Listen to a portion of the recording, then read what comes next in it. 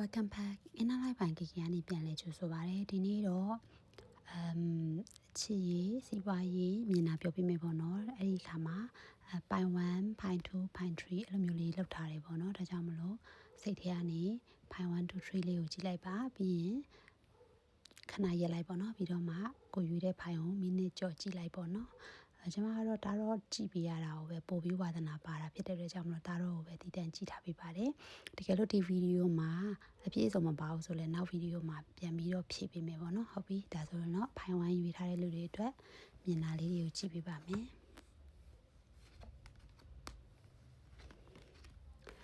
ဖိုင်ဝိုင်းရွေးထားတဲ့လူတွေကတော့ဒီတလောမှာအေးကြီးပြတ်တာပေါ့နော်အေးကြီးပြတ်တာများပြီးတော့ကျမကြီးထိခိုက်နိုင်တယ်ပေါ့နော်အေးပြတ်တာတွေများနေတယ်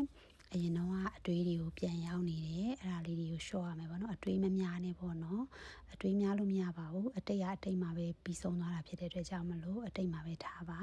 အဲ့ဒါတွေကိုဒါကိုကဆင်ခြင်နိုင်သွားမယ်ဆိုလို့ရှင်เนาะကောင်းတဲ့အနာဂတ်ကရောက်လာဖို့ရှိပါတယ်ရောက်လာတဲ့အနာဂတ်ကလည်းတည်ငြိမ်ဖို့ရှိရပေါ့နော်အကြောင်းမလို့အတွေးမများဘဲနဲ့အလုပ်ကိုဒါကြိုးစားလုပ်ပါလို့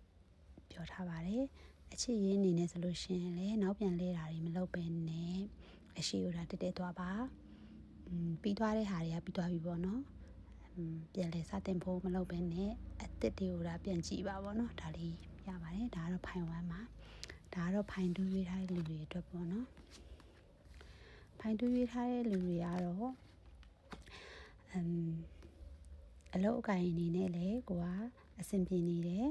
ငွေကြီးအနေနဲ့လည်းအဆင်ပြေနေတယ်ပြီးရင်အချစ်ရေးအနေနဲ့လည်းအဆင်ပြေနေတယ်ဒါပေမဲ့အချစ်ရေးမှာနည်းနည်းတွေ့ဝေရမျိုးလေးရှိတယ်